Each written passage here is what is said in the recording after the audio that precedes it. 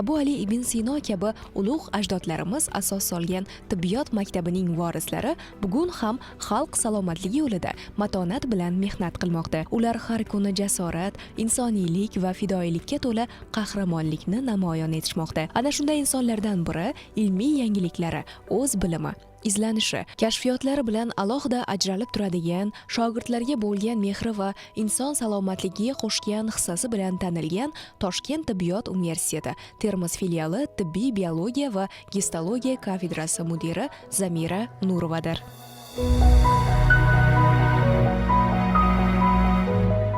Tibbiyot sohasiga qiziqishim o'zi yoshligimdan boshlangan. Doim otam bilan onamga aytardim, men tibbiyot sohasidan ketaman deb oldimga maqsad qo'ygandim.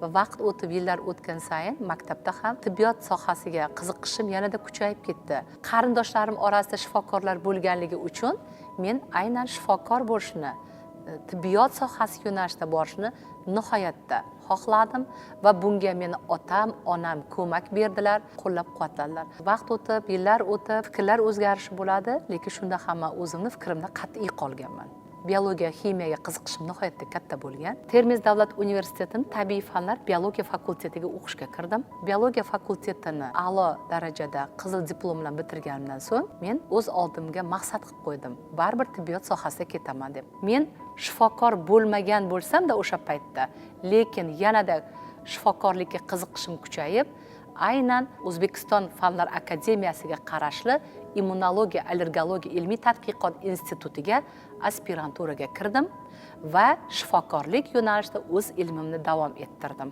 Ya'ni immunologiya, allergologiyaning ba'zi bir nozik qirralarini o'rganib, oltin gugurt vodorodli, yod bromli vodorodli tadqiqotlar ustida ilmiy ishlar olib bordim va shifokorlik ishlarimni o'sha paytdayoq boshladim. Termiz tumanida neoterapiyada ilmiy tadqiqot markazida 12 yil shifokor bo'lib ishlab keldim. Ayni paytda Toshkent tibbiyot universiteti Termiz filialining tibbiy biologiya va gistologiya kafedrasining mudiri lavozimida dotsent bo'lib ishlab kelmoqdaman. Biologiya fanlari nomzodi Zamira Nurova 30 yilga yaqin umrini tibbiyot, ilm-fan va yoshlar tarbiyasiga bag'ishlagan fidoyi olimadir. U 2018-yildan buyon Toshkent tibbiyot universiteti Termiz filiali tibbiy biologik fanlar kafedrasi mudiri, dotsent sifatida samarali faoliyat yuritib kelmoqda. Qahramonimizning izlanuvchanligi, o'z ustida ko'proq ishlashi uning ilmiy ish qilishiga turtki bo'ldi. Fuqarolarning sog'ligini saqlash va kasalliklarning oldini olishni o'z oldiga maqsad qilib qo'ygan olima leishmaniyoz, ya'ni yomon yara, xalq tilida aytganda pashshaxo'rda kasalligi bilan og'rigan bemorlarni samarali usullar bilan davolash bo'yicha ilmiy ishga qo'l urdi. Uning bu tadqiqoti muvaffaqiyatli amalga oshirildi. Tibbiyot sohasida immunologiya, allergologiya yo'nalishi bo'yicha bir qancha ilmiy ishlarni olib bordim. Dastlabki ilmiy ishimning mavzusi oltin gugurtli, yod bromli vannalarning inson organizmidagi ta'siri va immun tizimini baholash bo'lgan bo'lsa, hozirgi paytda leishmaniyoz kasalligini oldini olishda Kaliforniya qizil chuvalchangidan zardob ishlab chiqarish mavzusida ilmiy ish olib bormoqdaman. Ilmiy ishimning asosiy maqsadi Surxondaryo viloyati, nafaqat Surxondaryo viloyatida, balki O'zbekistonda uchraydigan leishmaniyoz kasalligini oldini olish, ya'ni pashshaxo'rda kasalligini oldini olish va uni davolashdan iborat. Qahramonimizning 100 dan ortiq ilmiy maqolalari Amerika Qo'shma Shtatlari, Angliya, Turkiya, Rossiya va Yevropa nashrlarida chop etilgan. Uning 2 monografiyasi, 2 o'quv qo'llanmasi va undan ortiq uslubiy qo'llanmalari mavjud. U nafaqat yetuk olim, balki 4 nafar farzandni tarbiyalagan mehribon ona, jamoada talabchan va fidokor ustoz sifatida ham katta hurmat qozongan. Tibbiyot sohasida olib borilayotgan islohotlar natijasida qisqa vaqt ichida xususiy tibbiyot muassasalari uchun qulay shart-sharoitlar yaratilib, ular faoliyatini tartibga solish va litsenziyalash tizimi takomillashtirildi. Muhtaram prezidentimiz xususiy klinikalarda ochishda yoki bo'lmasa tibbiyot xodimlarini grant ustlarida ishlashda, amaliy tadqiqotlar o'tkazishda imkoniyatlar eshigini ochib berdilar.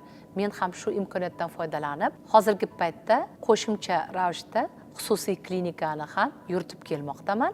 Bu xususiy klinikada asosan O'zbekiston Respublikasi vazirligidan, Innovatsion rivojlanish vazirligining grant asosida, MUNIS loyihasi asosida xususiy klinikani ishlatib kelmoqdamiz. Zamira Nurova yangi g'oya va kashfiyotlar muallifi. Leshmanyoz kasalligiga qarshi 11 turdagi shifobaxsh vositalar uchun xalqaro mualliflik huquqini olgan. Uning ixtirolari Rossiya, Qirg'iziston, Tojikistonda patentlangan bo'lib, ayni paytda u yaratgan malhamlar laboratoriya sharoitida ishlab chiqarilmoqda va xorijga eksport qilinmoqda. E'tiborlisi, qahramonimiz Amerika Qo'shma Shtatlarining Washington Munis xalqaro loyihasi doirasida 50 ming AQSh dollarini qo'lga kiritdi. Zamira Nurovaning bu mehnatlari besamar ketmadi. U davlatimiz rahbarining tegishli farmoniga asosan mamlakatimizda sog'liqni saqlash tizimi va farmatsevtikani rivojlantirish, tibbiy xizmatlar sifatini oshirish yo'lidagi samarali mehnati jamiyatda sog'lom turmush tarzini mustahkamlashga qo'shib kelayotgan munosib hissasi uchun 2-darajali sog'lom avlod uchun ordeni bilan taqdirlandi. Bu yil men uchun juda ham quvonarli yil bo'ldi.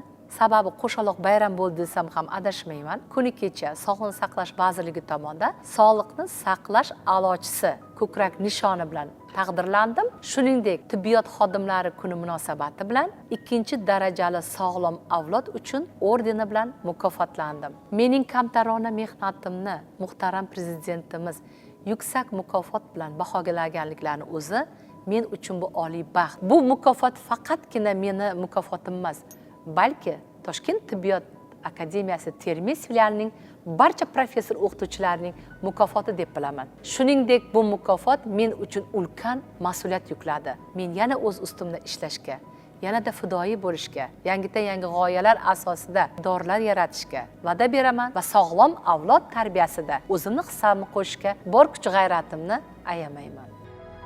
Zamira Nurovaning mehnat va izlanishlarida bitta umumiy tamoyil bor: to'xtamaslik, izlanishdan charchamaslik va ilm ortidan qadam tashlash. Shu bois u oldindagi rejalari, maqsadlari sari dadil odimlayapti.